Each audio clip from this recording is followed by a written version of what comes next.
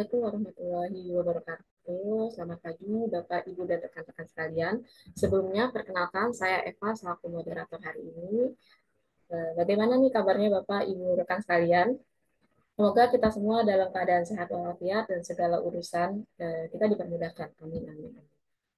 Selamat hari Jumat ya Bapak Ibu, artinya selamat datang bergabung di webinar series Korporat Strategi yang ke-58 yang diadakan oleh KMMB bekerja sama dengan ISMA. Dan kali ini tema yang akan diangkat yaitu Valuation Mystery, Unlocking Business World of Financial Statement. Sebelum kita memasuki sesi webinar, saya izin memperkenalkan terlebih dahulu pemateri pada series kali ini, yaitu Ibu Made Gita Nadia, yang tentu memiliki banyak pengalaman di bidang finance. Saya izin menyapa terlebih dahulu. Selamat pagi, Bu Gita. Selamat pagi Bu Eva dan rekan-rekan KMMB serta semua peserta webinar. Salam kenal.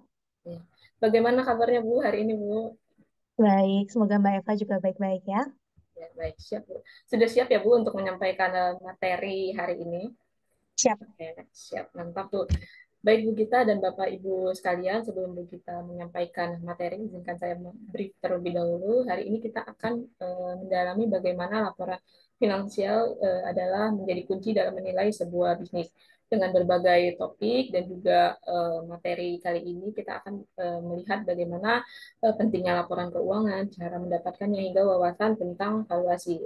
Mari kita bersama-sama memahami bagaimana data keuangan menjadi dapat membantu kita dalam mengambil keputusan yang lebih baik. Jika pada materi sebelumnya telah dibahas kurang lebih menyinggung tentang valuasi juga ya Ibu Bapak. Nah, series kali ini kita akan membahas lebih dalam lagi, lebih luas lagi mengenai financial statement, valuasi, dan lainnya yang menjadi topik menarik hari ini. Nah, untuk lebih detailnya, tanpa berlama-lama, saya persilakan kepada Bu Gita untuk menyampaikan materi. Silakan Bu Gita. Baik, terima kasih waktu dan kesempatannya KMMB, Bu Eva. Selamat pagi Bapak Ibu semua. Semoga hari ini nanti kita bisa berdiskusi apa yang saya sampaikan hari ini mudah-mudahan bisa menambah wawasan Bapak Ibu sekalian serta kita sama-sama belajar hari ini. Karena kebetulan saya juga adalah dosen di Fakultas Ekonomi dan Bisnis Universitas Airlangga. Dan sekarang juga sedang studi doktor di bidang manajemen keuangan di Universitas Airlangga juga. Jadi ini apa ya, valuasi ini memang sesuatu yang sangat menarik bagi saya, khususnya melalui laporan keuangan. Karena ada banyak teknik valuasi di webinar sebelumnya dengan narasumber lainnya juga sudah sempat membahas. Cuman hari ini saya ingin mengajak Bapak Ibu sekalian untuk melihat lebih dalam di laporan keuangan. Next. Jadi topik hari ini sesuai dengan judulnya ya. Jadi kenapa harus menggunakan laporan keuangan, lalu juga bagaimana mendapatkan akses laporan keuangan ini, apa saja yang dilihat di laporan keuangan serta insight valuasi yang bisa diperoleh dari laporan keuangan, serta tentu nantinya dengan tanya jawab. Bapak Ibu mohon dicatat pertanyaannya, saya sangat menantikan sesi diskusi kita. Next. Nah, baik. Eh, ini untuk mengapa menggunakan laporan keuangan. Jadi memang salah satu hal mengenai laporan keuangan itu adalah sumber data yang konvensional. Mungkin kalau di beberapa sumber lain, misalnya ada yang bilang dari untuk jenis usaha startup atau venture capital, itu mungkin menggunakan growth ya, matriksnya. Nah, sedangkan growth itu kan sesuatu yang kita prediksikan berdasarkan angka-angka sekarang. Nah, laporan keuangan adalah melihat data yang sudah terjadi. Jadi, laporan keuangan tuh ibaratnya rapot, Bapak Ibu. Bapak Ibu pasti pernah dapat, sorry laptopnya jatuh, sorry. Pasti pernah dapat rapot ya waktu sekolah dulu. Jadi menunjukkan performa Bapak Ibu di kelas selama belajar. Nah, rapot ini juga sama bagi perusahaan menggunakan laporan keuangan untuk mendapatkan informasi mengenai perusahaan. Khususnya bagi perusahaan TBK, Bapak Ibu, atau perusahaan yang sudah go public. Itu laporan keuangannya sangat mudah untuk diakses.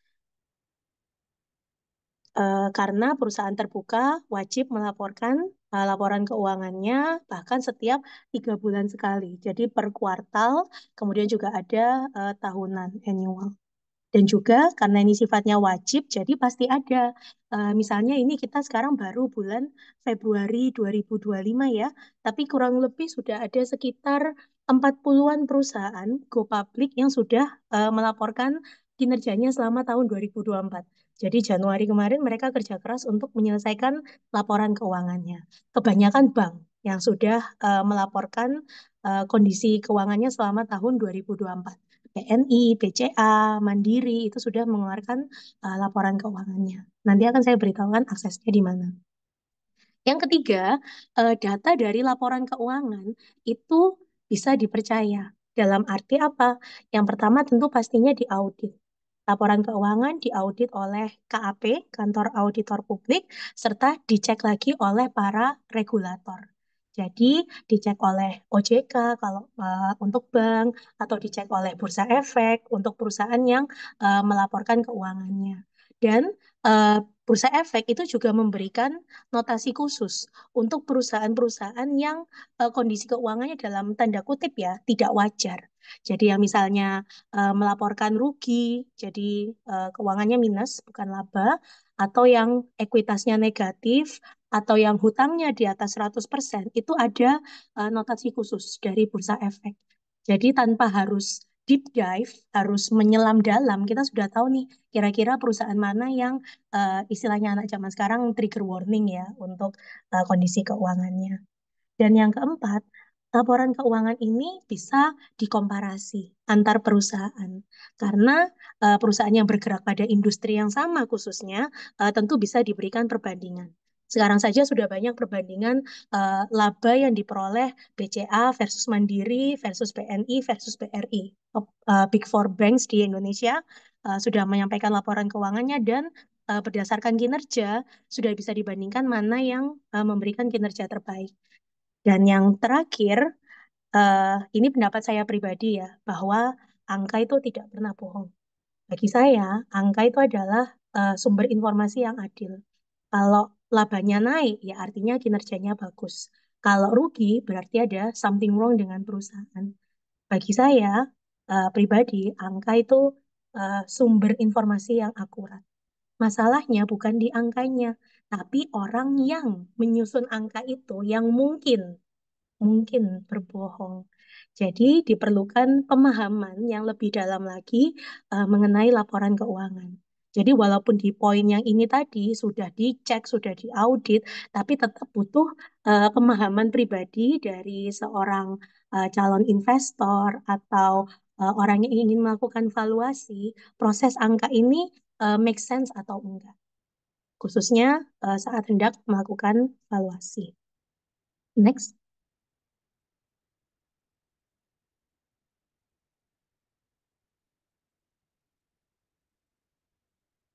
Nah, karena itu tadi keuntungan dari laporan keuangan, berikutnya juga adalah mengenai keterbatasannya atau limitasi. Yang pertama, bahwa laporan keuangan itu adalah data historis. Artinya apa? Laporan keuangan yang diterbitkan di bulan Februari 2025 itu adalah laporan kinerja selama Januari sampai Desember 2024. Artinya apa? Bukan mencerminkan kondisi saat ini, melainkan kondisi di masa lalu. Sehingga harus selalu dibandingkan dengan market value-nya. Jadi nanti kita akan membahas ada nilai historis, ada nilai sekarang, dan ada nilai masa depan. Valuasi secara 3 tahap. Dan yang kedua, juga poin yang terakhir saya bahas tadi adalah risiko dari adanya manajemen laba atau istilahnya adalah membuat laporan keuangan tampak lebih bagus dari yang seharusnya. Walaupun sudah dimitigasi dengan adanya audit atau dicek oleh regulator, tapi juga tetap membutuhkan judgement kualitatif atau pemahaman internal dari seorang investor atau calon valuasi. Atau kalau Anda mau melamar pekerjaan di suatu perusahaan, Anda mau membuka hubungan bisnis, mau jadi supplier, mau beli barangnya, cek dulu kondisi perusahaannya, bagus atau tidak. Nah, itu bisa diperoleh dengan mengkombinasikan pemahaman antara laporan keuangan dengan pemahaman kualitatif. Dan satu lagi, keterbatasan dari laporan keuangan adalah tidak semua hal bisa dikuantifikasi. Artinya apa? Aset yang dicatat itu ya hanya berupa piutang, persediaan, pabrik, itu semua bisa dinilai. Tapi ada beberapa hal yang tidak bisa dinyatakan dalam angka. Brand, misalnya. Banyak yang bilang brand kuat itu contohnya, sebut merek ya, Aqua, Pepsodent. Kita kan nggak nyebut nama barangnya, kita nyebut nama mereknya. Tapi kalau kita diminta menilai berapa sih value dari brand Aqua, berapa sih value dari suatu brand atau lokasi yang strategis, atau dia adalah first mover di di industri tersebut misalnya, kita tidak selalu bisa mengkuantifikasikan aset yang dimiliki perusahaan. Dan yang keempat, seringkali mudah untuk melakukan judgement secara singkat, secara cepat, tapi tidak didalami. Misalnya, melihat kondisi suatu perusahaan, loh, persediaannya kok kecil sekali ya, persediaannya hanya 100 juta nih, padahal perusahaannya besar. Dicek ternyata dia perusahaannya PH Film misalnya. PH Film sekarang banyak ya sudah go public, eh, apa produsen film KKN penari, kemudian produsen sinetron. Nah, mereka mau mencatat persediaan berupa apa? Berupa seluloid film kah? Kan nggak juga ya, sehingga harus disesuaikan dengan bisnis modelnya juga. Atau suatu usaha dilihat hutangnya tinggi sekali. Nah, ternyata dia adalah perusahaan airline misalnya, di mana itu adalah hal yang wajar. Maka eh, penting untuk memahami dulu bisnis modelnya seperti apa. Perusahaan ini jualannya apa? Sistem penjualannya apakah konsinyasi misalnya sehingga piutangnya besar? Atau airline itu kan selalu sifatnya leasing pesawatnya, atau hutangnya ke Pertamina besar untuk aftur misalnya. Nah, itu semua harus dipahami dulu bisnis modelnya. Jangan cepat menjudge kondisi suatu perusahaan hanya dari laporan keuangannya saja. Next. Sorry, suara saya kadang-kadang lagi agak habis. Oke. Nah, bagaimana mendapatkan laporan keuangan perusahaan? Ada caranya paling gampang tentu dari companies website-nya. Anda tertarik sama perusahaan Garuda misalnya, bisa di-download laporannya di website-nya. Atau di IDX, karena semua perusahaan terbuka kan wajib melaporkan keuangannya. Sehingga bisa dilihat di link website ini. Makanya saya tahu tadi sudah ada kurang lebih 40 perusahaan yang melaporkan tahun 2024. Dan kalau misalnya males membaca laporan keuangan yang berlembar-lembar, satu laporan keuangan tuh walaupun mungkin pemahamannya hanya neraca, laba rugi, tapi sebenarnya laporan keuangan tuh bisa ratusan halaman, kayak skripsi mahasiswa. Nah, paling gampang kalau saya sering meluangkan waktu untuk mendengarkan di YouTube melalui public expose. Jadi, next. Public expose itu apa? Perusahaan terbuka, tidak semuanya itu diundang oleh Bursa Efek untuk memberitahukan kondisi mereka. Jadi, seperti Bapak Ibu bisa lihat, ini resmi dari IDX di YouTube, bisa diakses, ditonton. Bapak Ibu misalnya ingin tahu Medco Energi ini gimana sih kondisi tambangnya atau kondisi batu baranya misalnya. Nah, itu nanti dari biasanya CEO-nya atau korseknya dari perusahaan itu akan menjelaskan kondisi keuangan perusahaannya, dan ini biasanya dilakukan 2 kali setahun. Jadi public expose ini bisa dilihat, ini 4 bulan yang lalu, berarti sekitar bulan September Oktober ya untuk laporan keuangan di bulan Juni. Bisa diakses gratis di YouTube. Rata-rata hanya 45 menit, tapi inti-inti poin-poin kemajuan dan rencana perusahaan ke depan itu sangat menarik untuk disimak. Next. Nah, sekarang kita sudah mulai masuk ke bagian valuasinya. Setelah tadi mengenai plus minusnya laporan keuangan serta cara memperolehnya. Nah, semua selalu berangkat dari neraca. Neraca terlebih dahulu. Artinya apa? Neraca itu kondisi suatu perusahaan. Di sisi kiri itu adalah berupa aset, di sisi kanan berupa liabilities. Bapak Ibu pasti sudah paham. Tapi yang merepresentasikan artinya itu apa? Antara sisi kiri dengan sisi kanan. Namanya neraca itu kan selalu balance antara kiri dan kanan. Next. Artinya apa? Sisi kiri adalah kekayaan perusahaan yang dicatat pada nilai buku atau nilai historis atau nilai perolehan. Misalnya, paling gampang, Bapak Ibu mau beli mobil. Mobilnya harganya 250 juta. Maka dicatat pada 250 juta sebesar harga dari mobil tersebut di sisi aset. Karena walaupun Bapak Ibu belinya pakai kredit, pakai ngutang misalnya melalui kredit KKB atau kredit kendaraan lainnya, tetap mobil itu kan milik Bapak Ibu. Sudah BPKB-nya atas nama Bapak Ibu. Maka semua aset yang menjadi milik perusahaan dicatat di sisi kiri sebesar nilai perolehan. Hutangnya sebesar 175. Karena apa? Karena kan tetap harus ada DP-nya kan kalau Bapak Ibu beli mobil ada modal sendirinya. Nah, DP itu biasanya 30% ya kalau kita beli mobil dicatat ada 75. Itu modal awal Bapak Ibu. Next.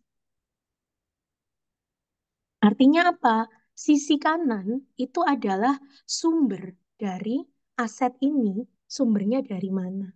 Atau cara pembelian aset. Makanya harus selalu balance. Karena kalau nggak balance misalnya, hutangnya 150, modalnya 75. Nah terus 25-nya dari mana? Nilai mobilnya benar tak? 250. Bagaimana kalau tidak balance? Secara akuntansi, secara perhitungan, pasti selalu balance. Kalau enggak, berarti ada dalam tanda kutip dana-dana gaib atau aset gaib yang tidak tercatat.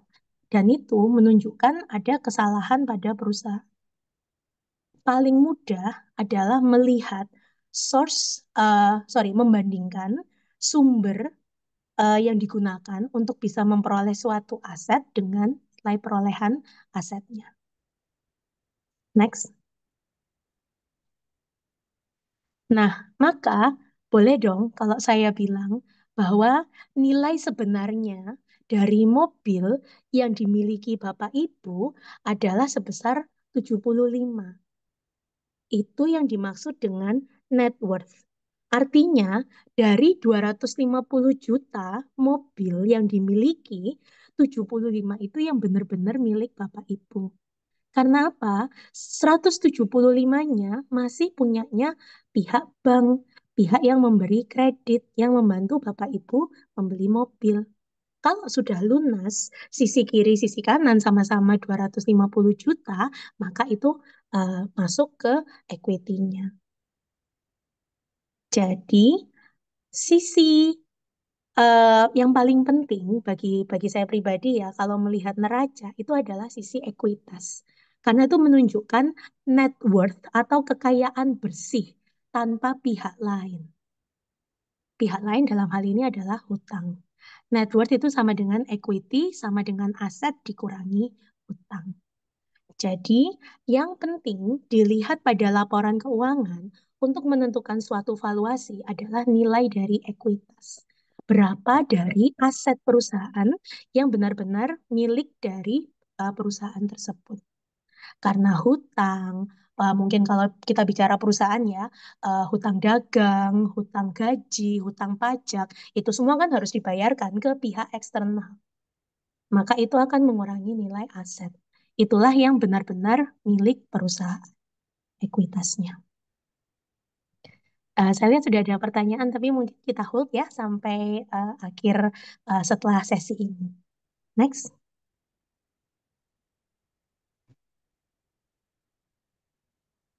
Nah, maka eh, net worth atau ekuitas ini tadi menjadi penting.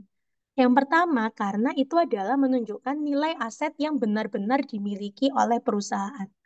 Siapa yang punya perusahaan? Ya, para pemegang sahamnya. Pemegang saham berhak memiliki nilai dari ekuitas tersebut. Yang kedua, menunjukkan pertumbuhan dari suatu perusahaan. Kalau misalnya tadi, boleh kita kembali ke slide berikutnya, sorry. Misalnya sudah ada tambahan, misalnya di sini Anda misalnya menambahkan aksesoris apa boombox yang jeduk-jeduk kayak Pin My Ride zaman dulu itu ya. Misalnya nilainya 100 juta, Anda beli sendiri. Ini ada 100 juta. Artinya apa? Misalnya ini tahun berikutnya ya, tahun berikutnya asumsi nggak ada depresiasi, nilai mobilnya tetap, lalu tambah aksesoris mobil biar keren kalau di tongkrongan. Artinya apa? Kekayaan Anda nambah 100 juta dari modal awal 75. Sekarang total nilai aset Anda adalah 350, total liabilities-nya juga 350. Dan itu ada pertumbuhan dari 75 ke 175. Pertumbuhan inilah yang menunjukkan selama 1 tahun, oh berarti Anda mampu membeli aksesoris nilai 100 juta. Itu masuk ke net worth Anda. Kalau dibeli secara cash, Anda nabung nih karena pingin, oh mobilnya udah keren nih, buat ngajak gebetan harus ada jedak-jeduknya di belakang. Maka ditambahin 100 juta. Dan itu menunjukkan pertumbuhan Anda secara pribadi atau pertumbuhan kekayaan Anda. Sisi kiri, kan kiri nambah, kanan juga harus nambah. Tapi nambahnya dari mana? Dari hutang atau dari modal? Kalau modalnya bertambah, berarti ada pertumbuhan secara real. Next. Nah, kalau secara perusahaan, pertumbuhan itu dari mana? Dari laba ditahan. Artinya apa? Laba yang dari tahun-tahun sebelumnya dikumpulkan dan diakumulasi. Itu menjadi laba ditahan. Maka ekuitas menjadi penting karena selain dari modal, kita juga melihat pertumbuhan labanya. Pertumbuhan ekuitasnya menjadi berapa didukung dari laba ditahan. Kemudian kita bandingkan nilai dari sahamnya. Nilai saham ada nilai buku, nilai historis, dan ada nilai pasar. Ini yang akan menunjukkan potensi pertumbuhan di masa depan. Nah, ini adalah contoh perusahaan real. Ini kita tebak-tebakan dulu ya. Saya belum kasih tahu dulu nama perusahaannya. Tapi ini adalah data real tahun 2023 sayangnya ya Bapak Ibu, bukan tahun 2024. Jadi perusahaan yang bersangkutan belum mengeluarkan laporan 2024. Jadi total asetnya adalah 2.296, sorry, 2.296 miliar karena dalam miliar rupiah ya. Kemudian hutangnya adalah 781 miliar.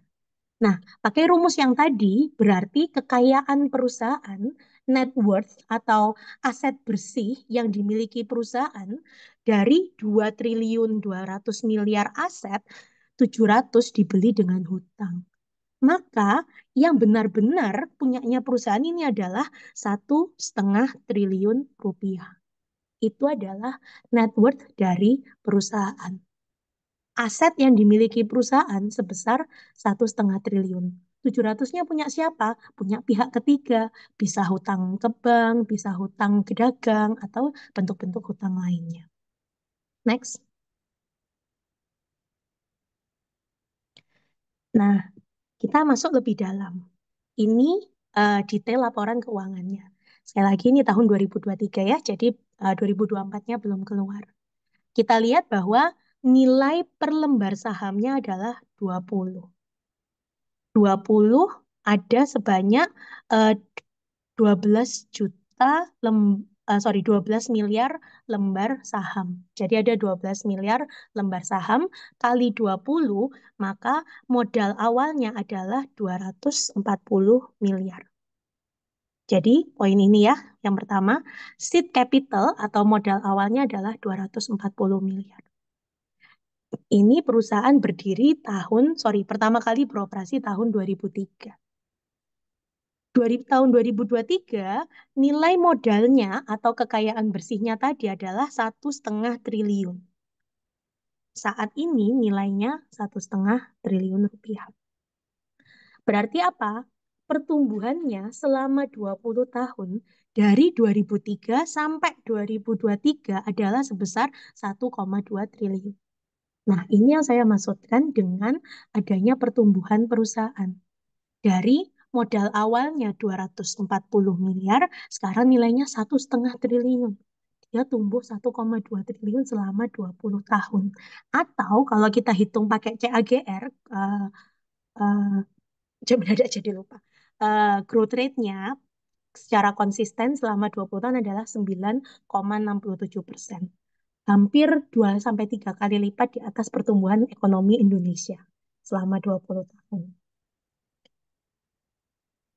Jadi, kalau kita lihat sekilas seperti ini, kesimpulannya apa nih yang pertama bisa kita ambil? Oh, berarti perusahaannya bagus ya pastinya karena 20 tahun dia bisa tumbuh berapa kali lipat nih? 240 sampai 1,5 triliun. Tumbuh hampir 5 kali lipat. CAGR hampir 10%, konsisten selama 20 tahun. Modal laba ditahannya ada 900 laba ditahannya ada hampir 1 triliun. Ada tambahan modal disetor 249 miliar. Sorry. Perusahaan apa? Next. Ya. Tapi disclaimer, ini bukan ajakan untuk membeli saham Cleo atau membeli minuman Cleo. Hanya salah satu contoh yang kita bahas hari ini karena datanya tersedia. Bapak Ibu pasti pernah konsumsi Cleo ya, Tanobel, tidak hanya Cleo juga, ownernya juga termasuk salah satu orang terkaya di Indonesia. Kebetulan karena saya dari Surabaya, ini pabriknya pusatnya ada di Sidoarjo, pabriknya di Pandaan, jadi saya ngambil contohnya ini. Sekali lagi, bukan ajakan untuk membeli saham. Next. Nah, di laporan keuangan juga sebaiknya dikombo dengan laporan tahunan. Di laporan tahunan, ini semua datanya tersedia secara publik ya. Yang saya lakukan hanya mendownload laporan keuangan dan laporan tahunan. Laporan tahunan isinya adalah eh, apa yang sudah dilakukan perusahaan, informasi internal perusahaan, serta rencana-rencana ke depannya. Jadi ini mungkin di 20 halaman pertama laporan tahunan, Bapak Ibu sudah bisa memperoleh informasi ini. Artinya apa? Dari 12 miliar lembar saham ini tadi, itu beredarnya adalah 55% punyanya PT Tankor Global Abadi, 21% punyanya Tankor Global Semesta, dan karena Cleo, saham Cleo ini bisa dimiliki orang umum, 22% punyanya investor investor individual dan lokal. Jadi lain-lain dengan kepemilikan di bawah 5%. 5% dari 12 miliar aja sudah 600 juta lembar ya, sudah banyak sekali rasanya itu ya. Kalau saya pribadi nggak punya sebanyak itu.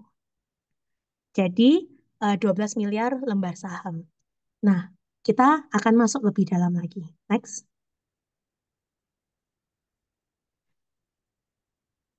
Nah, tadi saya sempat singgung bahwa Hermanto Tanoko mungkin tahun kemarin beritanya adalah menghadiahkan 1 juta lembar saham kalau tidak salah kepada cucunya saat cucunya ulang tahun Sweet Seventeen.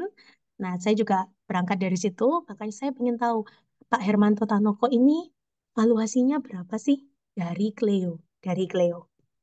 Informasi ini ada di laporan tahunan Cleo, bisa dicek. Kalau mau filenya nanti bisa saya share setelah pemaparan ini. Cara membacanya gimana? Jadi, ini adalah namanya struktur kepemilikan, bahkan di sisi kiri ini. Sariguna Primatirta atau Cleo ini, tadi kan sudah dibahas ya, 21% punyanya Tancorp, 55% punyanya Tancorp Global Abadi, 21% punyanya Sentosa. Ternyata Tancorp Global Abadi itu 99% punyanya Tancorp Global Sentosa. Ini yang namanya Shell Company atau perusahaan kerang ya bahasa Indonesianya ya Shell kalau nggak salah. Eh, Artinya apa? Kepemilikan bukan pemilikan langsung dari Hermanto Tanoko, Belinda Natalia ini istrinya, Melissa Patricia ini anaknya yang jadi CEO Cleo dan lain-lain. Eh, Kepemilikannya itu tidak langsung, misalnya langsung Hermanto Tanoko seperti ini. Tidak. Tapi melalui apa? Hermanto Tanoko adalah pemegang saham 82% dari Tancorp Global Sentosa dan 25% dari Pemeroka Unit Abadi. Jadi, berapa valuasi dari Hermanto Tanoko? Tinggal follow the line. Jumlah saham Hermanto Tanoko, ini bagi yang kenal, terafiliasi atau masih keluarga, mohon sampaikan maaf saya ya. Ini simply karena datanya tersedia aja. Bukan bermaksud mengorek-ngorek kekayaan orang, tapi ini data yang tersedia. Kita lihat dari sahamnya Pak Hermanto Tanoko di 82% dikali 21,9% dikali 12 miliar lembar saham. Jadi tadi 12 miliar lembar saham itu 21% punyanya Tancorp Global Sentosa. Dari 21% itu 82% punyanya Hermanto Tanoko. Paham ya Bapak Ibu cara membacanya? Nah, itu baru dari sisi Sentosanya aja. Abadinya juga pegang 55%. Nah, sama kita follow the line. Hermanto Tanoko 82% di Tancorp Global Sentosa. Tancorp Global Sentosa punya 99%. Tancorp Global Abadi punya 55%. Ini kali ini kali ini. Kali 12 miliar lembar saham. Berapa totalnya? Sudah saya hitungkan, kurang lebih ada 7 miliar lembar saham. Jadi tadi ada 12 miliar lembar saham Cleo, 7,6 miliar atau kurang lebih berapa persennya ini? Kurang lebih 60-an persen adalah milik Pak Hermanto Tanoko melalui PT Tankor Global Sentosa dan Tankor Global Abadi. Jadi cara menghitung valuasinya kita selalu mulai dari jumlah lembar sahamnya dulu. Karena tinggal dikalikan dengan nilai buku atau nilai pasar saham. Nanti kalau ada pertanyaan, kita bisa sambung di sesi diskusi ya. Tapi mudah-mudahan sudah cukup jelas cara menghitungnya. Tinggal follow the line. Nah, kita sudah tahu berapa lembar sahamnya. Maka, balik lagi. Langkah berikutnya adalah menghitung nilai dari saham tersebut. Makanya kenapa kalau Bapak Ibu lihat pengumuman, oh Forbes 30 richest people in Indonesia, Forbes 40 under 40, mereka selalu menghitung dari saham. Informasi ini terbuka dan bisa diakses. Nomor satu sudah dipegang bertahun-tahun ya oleh Hartono Bersaudara, pemilik BCA dan Jarum. Nomor dua Prayogo Pangestu, saham Bian. Bian ya kalau nggak salah. Nah, Hermanto Tanoko ini kurang lebih nomor 20-an Bapak Ibu, jadi tidak top 10. Jadi cara menghitung kekayaan valuasi dari seorang Bapak Hermanto Tanoko 7 miliar 600 lembar 7 miliar 600 juta lembar saham dikali 20. 20 itu apa? Book value-nya tadi, ya kan? Book value di halaman ekuitasnya. Jadi nilai historis saham yang dimiliki oleh Bapak Hermanto Tanoko di Cleo adalah 152 miliar. 7,6 miliar kali 20. 152 miliar. Market value-nya berapa alias nilai pasar? Ini PPT saya buat di hari Rabu jam 10 siang. Seharga 1.545. Saya cek barusan tadi sambil nunggu di waiting room harganya 1.600. Jadi sudah naik Rp55 lagi. Saat dicek hari Rabu saat saya buat PPT ini, tinggal dikalikan 7,6 miliar lembar saham dikali Rp1.500. Nilai kekayaan Bapak Hermanto Tanoko dari Cleo adalah sebesar 11 triliun rupiah per 12 Februari jam 10 siang. Karena apa? Kita melihat harga pasar saham Cleo di Bursa Efek. Kalau sekarang 1.600 berarti ya tinggal dikalikan lagi sudah naik mungkin sekitar 12 sekian, 12 triliun. Next. Nah, tadi berapa? 12 triliun. Banyak banget ya kayaknya, tapi ternyata itu belum semua Bapak Ibu. Ini adalah laporan dari Forbes tahun 2025, tanggal 11 Februari, jadi beda tipis sama waktu saya buat PPT ini. Nilai kekayaan Bapak Hermanto Tanoko adalah 2,1 miliar dolar yang ekuivalen sekitar kalau saya pakai 16.000 ya, karena rupiah melemah kurang lebih adalah 33 triliun rupiah. Yang kita hitung tadi kurang lebih baru sepertiga dari kekayaan Bapak Hermanto Tanoko. Lainnya dari mana? Dari Avia, kemudian juga dari Superior Prima Sukses, Tancorp, properti, logistik, retail, dan lain. Tapi itu cara menghitung valuasinya. Saya menantikan sesi diskusi dengan Bapak Ibu. Jadi tadi kita sudah melihat ada nilai past value atau nilai di masa lalu, nilai historis, ada current value atau nilai pasar karena dikalikan dengan harga pasar saham.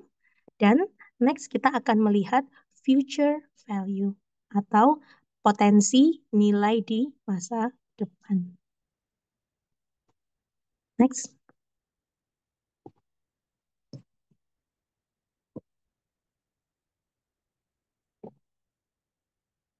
Nah, selain dari laporan neraca, laporan balance sheet, kita juga bisa melihat profit and loss statement atau laporan laba rugi. Nah, daripada panjang-panjang, saya biasanya suka langsung lompat ke baris terakhir. Baris terakhir itu apa? Laba bersih, bukan Bapak Ibu. Yang dilihat adalah laba per saham dasar. Karena tadi kan kita ngitungnya pakai per lembar saham ya, jadi kita konsisten hitungan per lembar saham. Nah, laba per lembar saham itu apa? Artinya adalah ini adalah hak dari setiap satu lembar saham. Sorry, hak laba oleh satu lembar saham. Jadi, laba dari perusahaan Cleo sebesar 306 miliar rupiah dibagi dengan tadi ada 12 miliar lembar, maka nilainya per lembar saham adalah sekitar Rp25. Jadi kalau dibagi 306 ini dibagi 12 tadi, setiap orang berhak mendapatkan laba Rp25. Jadi tinggal dikalikan jumlah lembar saham yang dimiliki. FYI, sekedar informasi, kalau Bapak Ibu tertarik membeli saham di Bursa Efek, harus membelinya per lot ya. Satu lot adalah 100 lembar.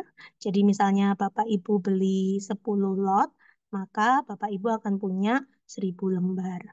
Kalau Bapak Ibu punya 1.000 lembar, maka Bapak Ibu berhak atas Rp25.000 laba yang diperoleh dari PT Cleo.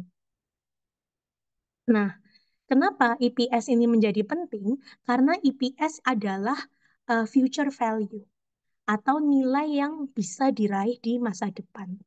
Kenapa EPS melambangkan nilai di masa depan? Yang pertama adalah laba itu kan akan dibagi menjadi dua. Laba akan menjadi laba ditahan untuk reinvestasi perusahaan. Dan yang kedua, laba bisa dibagikan menjadi dividen.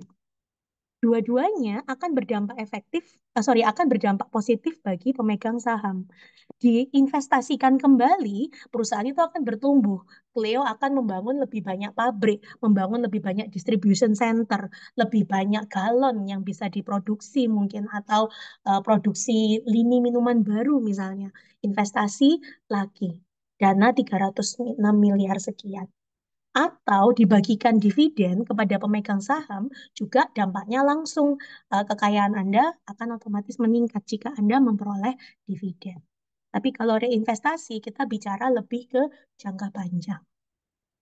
Maka future value dari Bapak Hermanto Tanoko, kita kembali lagi tadi hitungannya 7,6 miliar lembar saham dikali 25. Nilai di masa depan atau potensi pertambahan, saya lebih suka bilang potensi pertambahan ya, karena kan ini nanti akan direinvestasikan atau dibagikan menjadi dividen. Itu setara dengan 190 miliar. Jadi ada nilai di masa lalu, nilai pasar di masa sekarang, dan potensi pertumbuhan di masa depan. Next. Selain dari EPS tadi, dua hal lain yang bisa dilihat oleh Bapak Ibu adalah price to earnings ratio. Jadi, kita membandingkan harga dengan EPS dari saham. EPS yang tadi, gampangannya adalah harga itu adalah berapa yang kita korbankan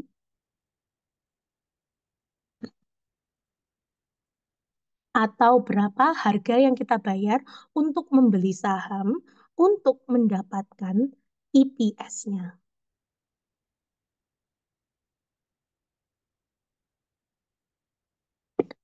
Ya, jadi price to earnings ratio, misalnya gampangnya seperti ini tadi, kalau kita bandingkan, ini harga sahamnya Cleo ya di tahun 2024, saya ambil tanggal 1 April 2024, harga saham Cleo adalah 780.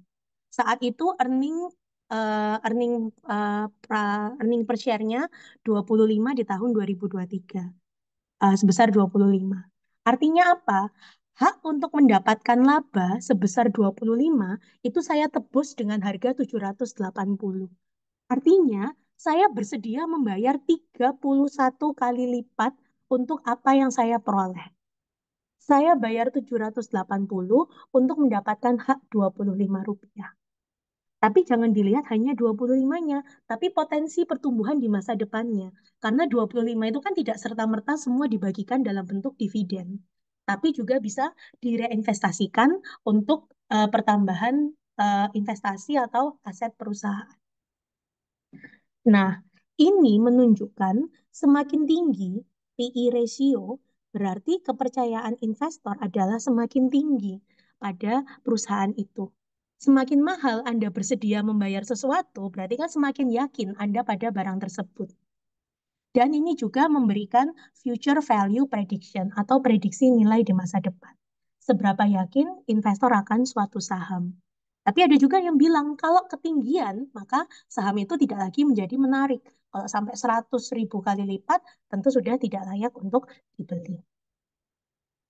Terakhir adalah dividen payout ratio. Tadi saya sudah bilang bahwa laba itu bisa dibagi jadi dua, ada yang direinvestasikan, ada yang menjadi dividen. Itu tergambar dari dividen payout ratio, atau berapa persen dividen yang dibayarkan dari laba. Dari Cleo sendiri, eh, dividen yang dibagikan di tahun 2024 dari laba 2023 adalah sebesar Rp5 per lembar saham. Tadi labanya kan 25. Jadi labanya 25, 5 jadi dividen, 20 direinvestasikan kembali. Artinya apa? 20% dari labanya dibagikan kepada pemegang saham dan sisanya diinvestasikan. Semakin tinggi DPR ini, satu sisi itu akan menguntungkan untuk jangka pendek. Karena apa? Pemegang saham mendapatkan dividen. langsung nambah uangnya, ditransfer ke rekeningnya. Tapi DPR yang semakin tinggi itu juga bisa jadi salah satu sinyal negatif. Negatif dalam arti apa? Tidak ada yang direinvestasikan kembali. Padahal jika direinvestasikan kembali, artinya kan perusahaan itu punya peluang pertumbuhan, punya peluang penambahan aset atau penambahan bisnis di masa depan. Jadi, dividen payout ratio ini merupakan salah satu sinyal prediksi nilai ke depannya seperti apa, serta pertumbuhan perusahaan. Next. Nah, tahunya dari mana? Tadi Ibu Made sempat bilang price to earning ratio kalau ketinggian atau dividen payout ratio-nya kalau terlalu tinggi. Bagaimana cara mengetahui lebih tinggi atau lebih rendah terlalu, sorry, lebih baik atau lebih buruk? Paling gampang adalah dengan melakukan perbandingan intra-industri. Next. Infonya dari mana? Lagi-lagi ini informasi yang terbuka bisa diakses untuk umum. Linknya ada di atas dari Bursa Efek Indonesia. Jadi Bursa Efek mengeluarkan setiap bulan perbandingan financial ratio per industri. Ini karena tadi kita pakai perhitungan 2024, maka saya juga pakai data bulan April 2024. Yang terbaru bulan Januari 2025 sudah ada. eh, di sini karena tadi Cleo masuk ke food and beverage, kita bisa lihat EPS dari rata-rata industri food and beverage. Jadi apa ya, misalnya Garuda Food, terus Ultra Jaya, perusahaan-perusahaan sejenis perusahaan terbuka ya tentunya yang listing di Bursa Efek, EPS-nya rata-ratanya adalah 8,37. PE ratio-nya 16,23. Debt to equity-nya juga 81%. Jadi ini gambaran industri food and beverage ya, yang sudah go public di Indonesia. Kita bandingkan dengan Cleo. Cleo tadi EPS-nya 25. Artinya 3 kali lipat lebih tinggi dari rata-rata industri. Bagus dong ya, bagus. PE ratio-nya juga lebih tinggi. Tadi 32 kali lipat ya, 31 kali lipat kalau nggak salah. Sementara PE ratio-nya rata-rata industrinya adalah 16,23. Jadi PE ratio-nya 2 kali lebih tinggi daripada rata-rata industri. Hutangnya, hutangnya Cleo tadi kan 781 dibagi 1,5 triliun ya. Jadi kurang lebih 50%. Hutangnya Cleo lebih rendah. Artinya apa? Kalau saya memaknainya, eh, kita bersedia bayar 2 kali lebih mahal karena kita bayar 32 kali daripada rata-rata industri, tapi untuk mendapatkan EPS yang 3 kali lebih tinggi. Bagi saya, Cleo menarik untuk dibeli. Karena apa? Kinerja internalnya bagus, dibandingkan dengan rata-rata industri masih bagus. EPS-nya 3 kali lebih tinggi daripada industri, tapi harganya 2 kali lebih tinggi daripada rata-rata industri. Dan satu faktor lainnya adalah hutangnya lebih rendah dari rata-rata industri, sehingga lebih aman. Bisa dilihat bahwa hutang Cleo relatif lebih kecil daripada sesama industri food and beverage, serta akumulasi laba ditahannya, ekuitasnya, pertumbuhannya juga lebih besar. Next, terbukti dari ini adalah grafik harga saham Cleo dari Yahoo Finance. Bisa dilihat 1 April 2024 harganya adalah 750. Kemarin, ini sampai kemarin ya, saya ambil datanya 1.540. Jadi kalau webinar ini diadakan tahun lalu, Bapak Ibu bisa dapat informasi bahwa eh, Cleo harganya kemungkinan akan meningkat. Kenapa bisa meningkat seperti ini adalah kombinasi faktor-faktor yang tadi saya bilang.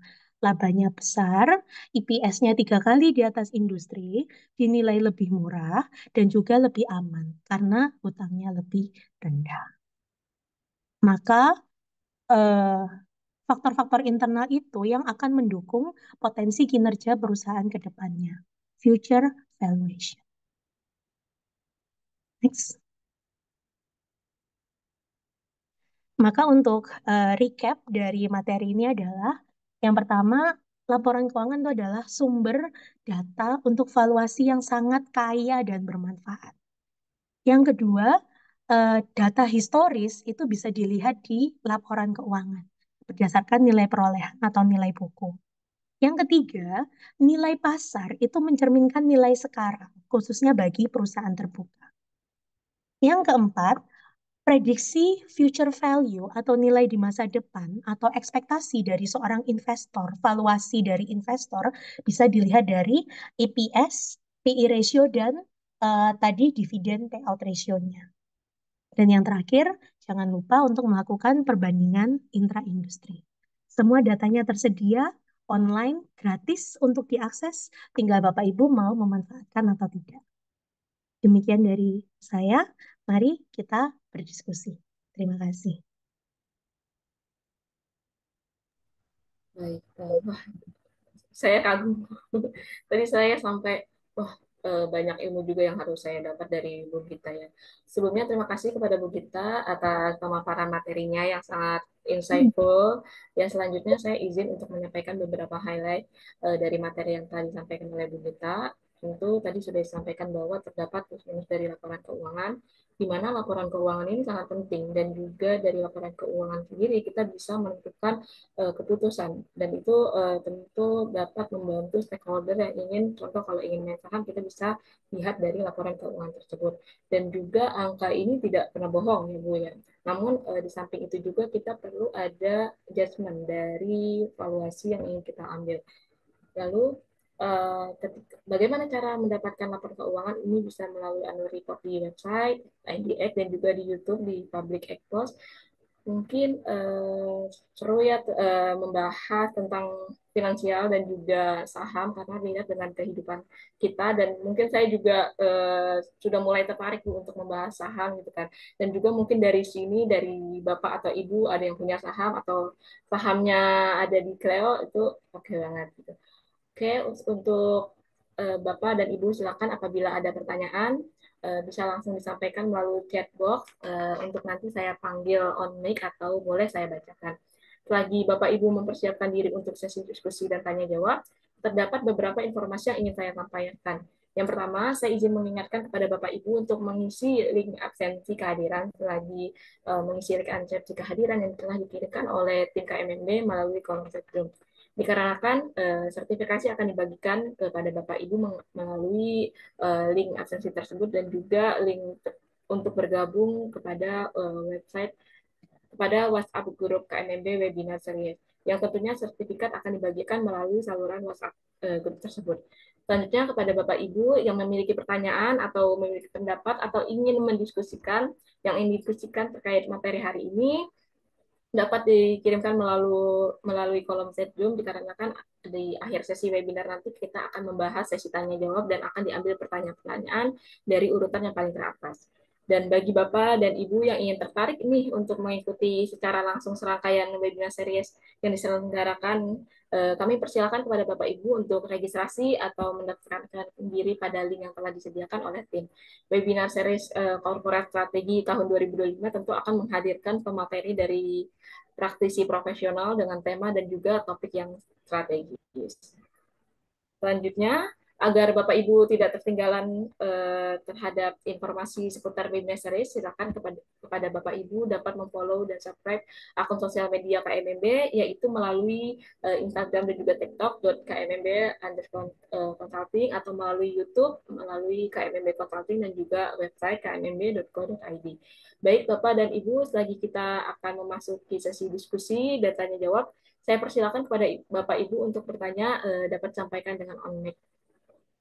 Tadi sudah terdapat pertanyaan ya dari Bu Weni. Izin Bu Weni ingin on mic atau saya bacakan?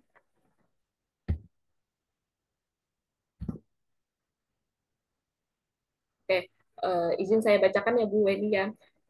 Bu Gita ini ada pertanyaan nih dari Bu Weni. Kalau bunga dan asuransi masukkan ke nilai perolehan nggak Bu? Itu tadi membahas yang awal-awal materi.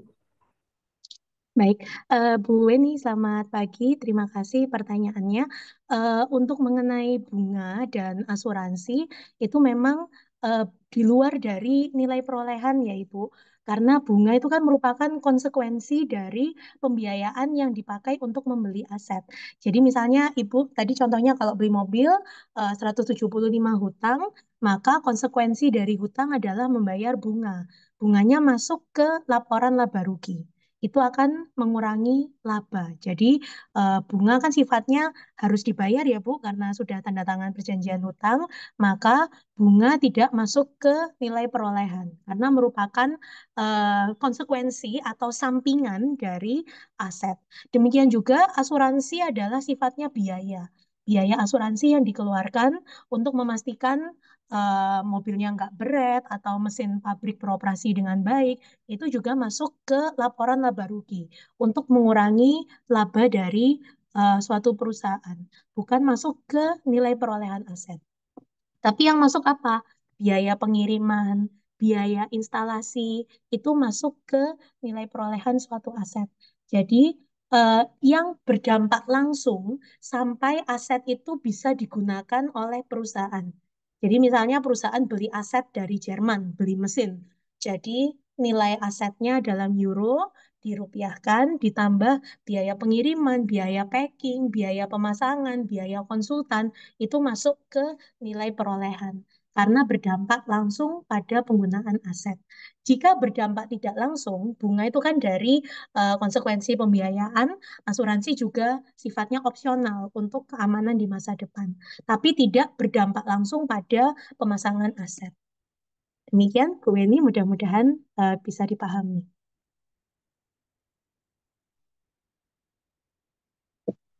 Ya, bagaimana Bu Weni? Apakah pertanyaan jawaban dari Bu Gita sudah oke nih? Mungkin bisa melalui chat nih untuk interaktifnya. Jelas Bu. Oke. Saya izin lanjut ya Bu ya. Mungkin ini sebagai pertanyaan terakhir karena ada keterbatasan waktu. Mohon maaf kepada Bu Gita dan juga rekan-rekan kalian. Ini ada satu pertanyaan lagi Bu dari Pak Joko Purnomo. Izin Pak Joko Purnomo ingin on mic atau izin saya bacakan? Sorry. Oke, baik Pak Joko Purnomo izin saya bacakan ya. Maaf jika pertanyaan saya sedikit di luar materi Bu, katanya. Saya ingin menanyakan bagaimana analisis fundamental dapat membantu menentukan apakah saham suatu perusahaan layak dibeli selain melihat dari ekuitas sebagai contohnya itu bagaimana Bu? Oke, terima kasih Pak Joko sama investor ya ini sepertinya mudah-mudahan materi ini bermanfaat. Kalau saya pribadi untuk keputusan transaksi suatu saham, saya selalu melakukan top to bottom, jadi dari atas ke bawah. Artinya apa? Top itu mulai dari industrinya dulu apa. Jadi ada 700 lebih saham go public di Indonesia, perusahaan go public di Indonesia. Dibagi menjadi 12 sektor. Yang pertama, pilih dulu sektornya apa. Kalau Pak Joko merasa, oh pertambangan nih, atau sektor energi terbarukan, atau perbankan yang akan tidak lekang dimakan waktu misalnya. Jadi yang pertama dilakukan adalah pilih dulu industrinya. Jadi dari atas. Industri, di dalam industri itu ada puluhan perusahaan. Seperti tadi, industri food and beverage misalnya tadi. Kita hanya satu perusahaan yang kita bahas yaitu Cleo. Tapi kalau Pak Joko melihat lebih dalam lagi di dalam website IDX itu tadi, bisa dibandingkan misalnya antara satu perusahaan dengan yang lain. Itu untuk fundamentalnya. Jadi fundamental itu adalah untuk memilih saham dalam suatu industri. Jadi dalam suatu industri misalnya pilih top 5 atau top 10 perusahaannya, baru dari situ ditentukan mana yang layak dibeli. Nah, selain dari ekuitas, tadi misalnya EPS, kemudian ROA, return on asetnya, kemudian juga pertimbangan resiko tadi ya, debt to equity, makanya tadi juga ditampilkan di dalam rasio IDX, kemudian book value-nya berapa, price-nya berapa. Jadi fundamental itu tetap harus dikombinasikan dengan eh, informasi pemahaman mengenai kondisi industri tadi. Makanya tetap harus memahami dulu bisnis model dari suatu industri. Perusahaan dalam suatu industri akan beroperasi dengan bisnis model yang kurang lebih sama. Kita tinggal pilih winner dari industri tersebut. Terakhir, bottomnya untuk melengkapi when to buy. Jadi kalau fundamental itu what to buy, kalau teknikal itu when to buy. Dengan melihat grafik pergerakan harga saham, apakah sudah titik resistance atau titik support, itu untuk menentukan kapan membeli sahamnya. Jadi kalau pendekatan dari saya, top to bottom seperti itu, Pak Joko mudah-mudahan menjawab. Wah, baik, terima kasih Bu Gita. Ini ada respon dari Pak Joko. Terima kasih Bu Gita. Oke. Mungkin ini satu lagi kali ya untuk pertanyaannya dari. Oke Bu, ya, siap. Ini ada satu pertanyaan Bu dari Bu Nadia. Izin bertanya Bu, dalam konteks valuasi perusahaan, bagaimana kita dapat memastikan bahwa financial statement mencerminkan nilai perusahaan yang sebenarnya, mengingat adanya kemungkinan manipulasi akuntansi atau depresiasi yang tidak akurat seperti yang Ibu sampaikan di awal. Oke, terima kasih Mbak Nadia. Jadi, eh, memang earnings management atau manipulasi laba itu suatu praktek. Sebenarnya ada beberapa teknik yang bisa digunakan untuk menentukan kemungkinan suatu laporan keuangan itu dimanipulasi atau tidak.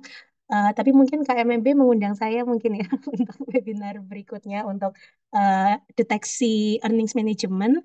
Nanti kalau berkenan, mungkin bisa cari tentang Beneish model atau ada beberapa perhitungan, tapi kalau dari saya berpegang pada yang pertama adalah jika ada peningkatan luar biasa dalam arti misalnya dari rugi tahu-tahu menjadi laba yang tinggi, atau tiba-tiba atau eh, ada lonjakan persediaan yang tiba-tiba, atau ada lonjakan piutang yang besar. Eh, Angka-angka yang tidak umum itu ada kemungkinan manipulasi laba. Karena seperti tadi, angka itu nggak bohong. Tapi orang yang menyusun angka-angka itu bisa jadi ada kebohongan di situ. Dan yang kedua, deteksinya dari arus kas. Kalau dari saya paling gampang itu tadi mohon maaf ya tidak sempat membahas mengenai arus kas. Tapi bisa dilihat jika misalnya suatu perusahaan melaporkan laba ruginya positif ratusan miliar, tapi arus kas operasionalnya negatif, berarti ada tanda tanya dong. Ada apa sebenarnya yang terjadi ini? Karena arus kas itu kan artinya uang kas yang benar-benar lewat di perusahaan, keluar masuk uang kas di perusahaan. Jika misalnya labanya dilaporkan besar, tapi arus kas operasionalnya minus, maka itu sudah salah satu red flag bagi saya. Karena apa? Misalnya Bu Nadia, misalnya perusahaannya Bu Nadia melaporkan perusahaannya laba sekian, tapi telat bayar gaji pegawai, kemudian arus kasnya minus, sering telat-telat bayar kewajiban misalnya, itu juga sudah red flag karena artinya apa? Uangnya beneran apa enggak? Karena laba itu kan dari pendapatan dikurangi biaya. Bisa jadi ada penggelembungan pendapatan, piutang yang belum diterima uangnya, tapi sudah dicatat sebagai pendapatan. Jadi selalu cek dengan laporan arus kas. Jika arus kas operasionalnya minus atau ada penurunan kas dalam jumlah besar yang tidak bisa dijelaskan asalnya, itu adalah salah satu tanda-tanda manipulasi yang mungkin dilakukan.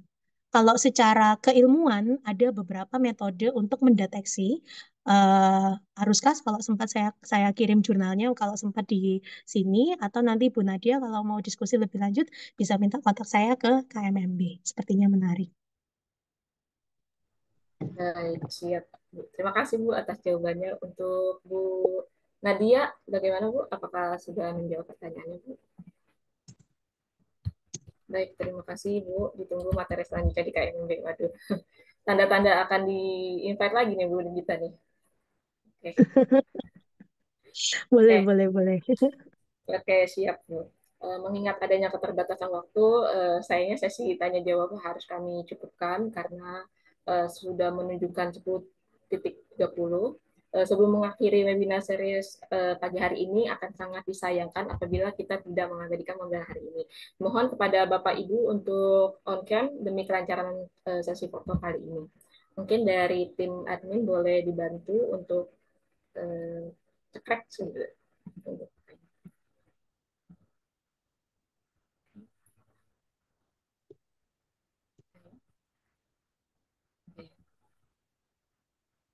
Saya izin hitung ya untuk slide satu, satu, dua, tiga. Oke, selanjutnya slide dua, satu, dua, tiga. Selanjutnya slide tiga, satu, dua, tiga. Oke, terakhir slide empat, satu, dua, tiga. Oke, baik.